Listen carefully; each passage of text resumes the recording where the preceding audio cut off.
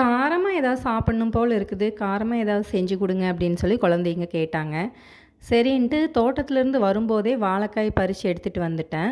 Tea கடையில எல்லாம் பஜ்ஜி போடுறக்கு வாழைக்காய் இந்த தோல் மட்டும் சீவிட்டு சைடில் இருக்கிற தோலெல்லாம் அப்படியே விட்டுருவாங்க இல்லையா? அதே மாதிரி நம்மளும் கட் பண்ணி எடுத்துக்கலாம்.